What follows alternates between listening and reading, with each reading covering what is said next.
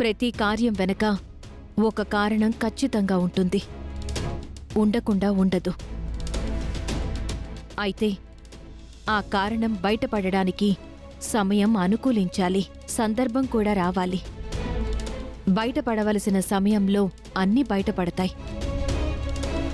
అప్పటి వరకు నువ్వు తొందరపడద్దు, నన్నేమీ అడగద్దు. నీ వాళ్ల దగ్గర అడవి విషయం, ఆ మాయ విషయం చెప్పొద్దు, సరేనా? సరే గౌరమ్మ, నువ్వు ఏ విధంగా చెప్తే ఆ విధంగానే వింటాను. ఎందుకంటే నువ్వు మా మంచి కోరి వచ్చావు కదా. సరే, నువ్వు విశ్రాంతి తీసుకో, టిఫిన్ సమయానికి పిలుస్తాను.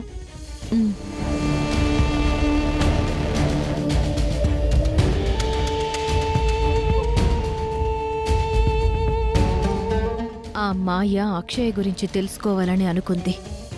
అర్చన రూపంలో ఉన్న నువ్వే అక్షయ్వి అని తెలుసుకుందంటే గనక నిన్ను అంతం చెయ్యాలని చూస్తుంది. అందుకే నీకు ఎలాంటి గండమూ లేకుండా అండగా నిలబడ్డానికి నీ దగ్గరకొచ్చాను. నీలాంటి అవనిలాంటి పరమ భక్తులు ఇంటికి రావడం నాకు సంతోషంగానే ఉంది.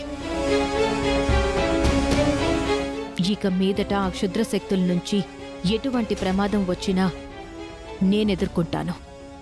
దైవశక్తికి క్షుద్రశక్తికి మధ్య అసలైన యుద్ధం ఇప్పుడు మొదలైంది.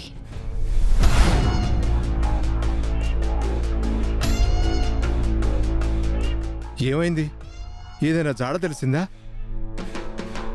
లేదు దొరా, రాత్రి నుంచి వెతుకుతూనే ఉన్నాం. అడవిలోకి అపరిచితులు ఎవరొచ్చారో మా కంట పడలేదు దొరా.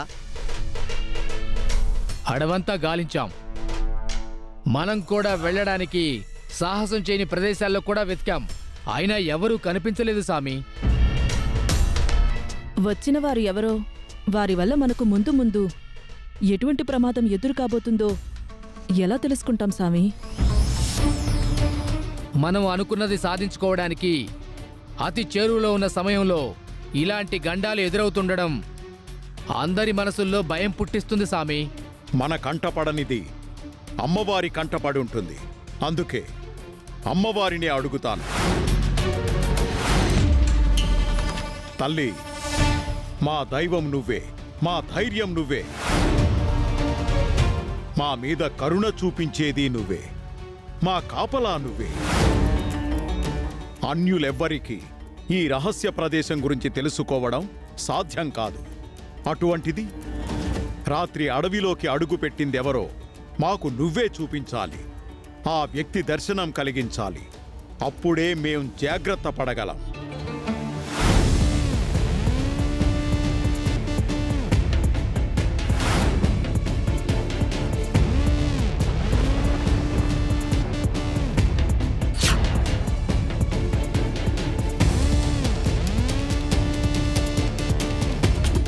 ఆ వ్యక్తి రూపంను అమ్మవారు దర్శనం కలిగించబోతోంది.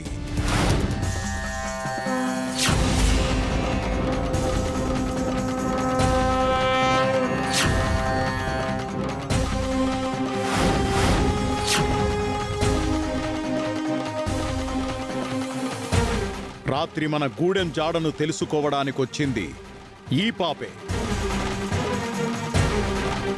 ఇంత చిన్న వయసు గల అమ్మాయి అంత ధైర్య సాహసాలతో అడవిలోకి వచ్చిందంటే ఆశ్చర్యంగా ఉంది సామి. మనకు కనిపించకుండా తప్పించుకోవడం తనకెలా సాధ్యమైంది? అసలు ఎందుకొచ్చుంటుంది? రూపం చూస్తుంటే బాల అమ్మవారిలా ఉంది. కంట్లో కిరణాలు, మొహంలో తేజస్సు కనబడుతోంది. ఈ పాప సామాన్యురాలయ్యుండదు. మన కంట్లో పడకుండా ఏదో శక్తి కాపాడి ఉంటుంది. ఈ పాప ఎవరో, ఎందుకొచ్చిందో, మన దగ్గర నుంచి ఏం కోరుకుంటుందో ఖచ్చితంగా తెలుసుకోవాలి. లేదంటే మన జాతి మనుగడకు చాలా ప్రమాదం.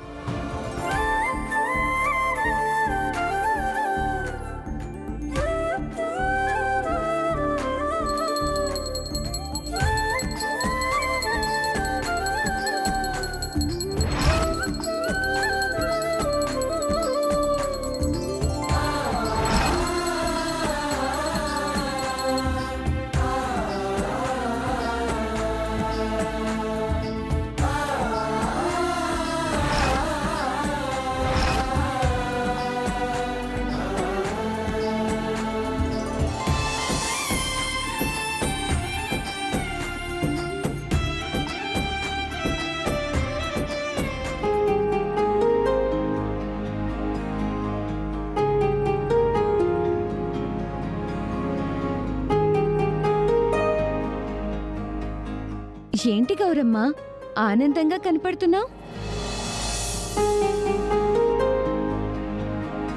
అవని లోపల అమ్మవారికి పూజ చేస్తుంది కదా.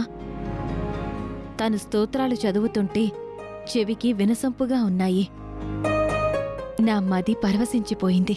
అవని మేడం అమ్మవారికి పరమ భక్తురాలు. అయినా సరే అమ్మవారు మేడంని చాలా విషయాల్లో ఇబ్బంది పెడుతుంది. అవునా పాపం? కొంచెం ముందుకు రండి చెప్తాను.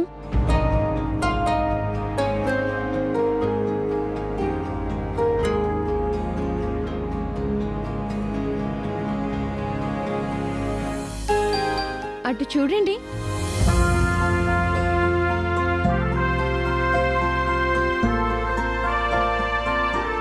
ఎవరతను?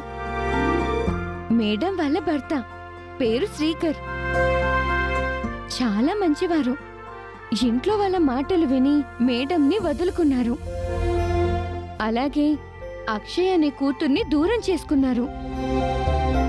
గొడవలు హద్దులు దాటి తన బాస్ అయిన మాయను పెళ్లి చేసుకోవడానికి సిద్ధమైపోయాడు. ఇద్దరినీ ఒకటి చేయడానికి నేను ఎంతలా ప్రయత్నించినా నా వలన కావడం లేదు. అందుకే అవని మేడం విషయంలో నేనెప్పుడు బాధపడుతూనే ఉంటాను. ఏంటర్చనా, నా గురించి గౌరమ్మకేదో చెప్తున్నావేంటి? ఆ అబ్బాయికి నీకు మధ్య ఏర్పడిన ఎడబాటు గురించి చెప్పింది.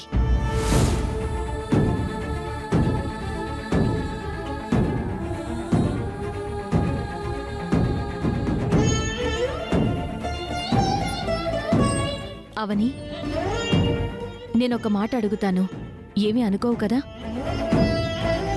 అనుకోనులే, అడుగు. నీకు అంత అన్యాయం జరిగినా నువ్వింకా ఎందుకు అతని గురించే ఆలోచిస్తున్నావు? నేను ఈ మాట అనకూడదు గాని నీ స్థానంలో మరో ఆడదుంటే తన దారి తను చూసుకునుండేది తెలుసా? లోకం తీరు అలా ఉంది. భర్త మీద ఆధారపడి బతకాల్సిన పరిస్థితి నీకు లేదు. ఇంకా చెప్పాలంటే నువ్వే తనకంటే దర్జాగా బ్రతుకుతున్నావు. మరి ఇంకా ఎందుకు అతన్ని నీ జీవితంలోకి ఆహ్వానించాలని అనుకుంటున్నావు?